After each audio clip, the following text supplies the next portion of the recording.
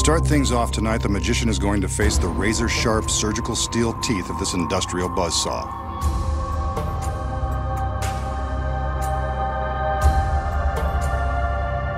As he is soon to find out, the saw blade is real and the teeth are incredibly sharp.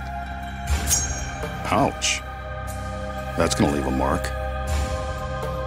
The magician sets the blade in motion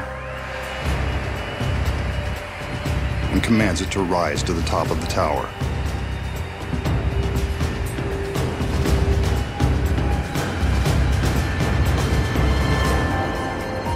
Remember the old saying, what goes up must come down? So for safety's sake, the blade stops before the girls walk underneath.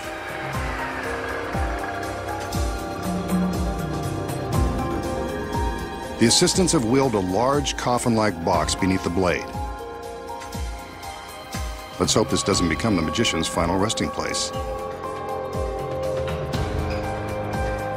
The lid is raised and he steps inside, taking a moment to get himself comfortable in this very uncomfortable situation. This is probably a good time to remind you not to attempt this. The magician may be giving away the secrets, but he's a trained professional. The front of the box lowered, we can see that he's held in place by a wide steel band and handcuffs. He's not going anywhere.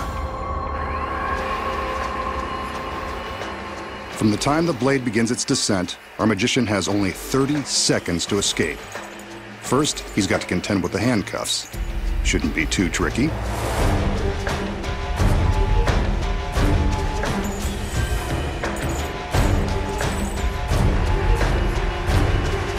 Only 20 seconds left. This isn't going well. The assistants are under strict orders not to stop the blade. But will they obey?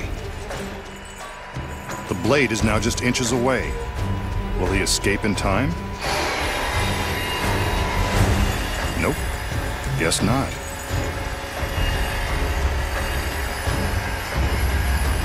Well, this is a first, and we've still got an hour's worth of tricks to expose.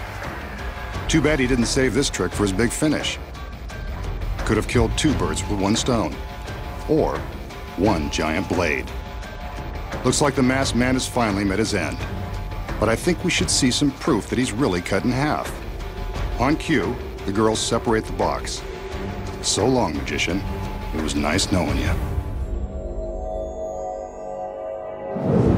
The danger in this illusion is about as authentic as it gets, complete with a very real, very sharp industrial saw. And the handcuffs? Well, they're real too. You can see that there is no way to escape this death trap, not within 30 seconds. And that's really the magician strapped to the table.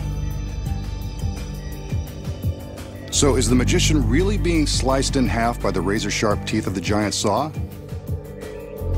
No. He still has more secrets to expose. Starting with this one. The first secret, of course, is in the box the girls wheel onto the stage. When we see him get into the box and supposedly lie down, he's actually slipping his legs down into a secret compartment. The table legs are hollow and large enough to fit a person, or half of one. As you can see from the back, there is plenty of room to slide his legs inside the compartment with the help of some handy steps, like the rungs of a ladder. His upper body remains visible on the table. So what about the other side? We saw his whole body on the table. The legs look real. The secret here is that a body double has climbed into the box before the illusion began. His legs stay on the table, while the rest of his body hangs upside down in another secret compartment. The double's legs are the ones we see secured by the stalks. The magician is in the front half, the double is in the back, and that steel band will cover the gap. With the body double in place before the illusion begins, the audience has no idea they're about to be duped. But how did two men make the illusion of one body so convincing? When the steel bands are lifted away, we can see the space between them. When the bands are in place, they cover the gap. The audience has no idea they aren't looking at the magician. But that is a real saw blade, and it is the magician's shirt being torn from his body. There is real danger here. So to ensure the magician's safety, there is a gap between the two halves of the table, allowing room for the saw as it is lowered. Wooden partitions on each side protect the men from harm.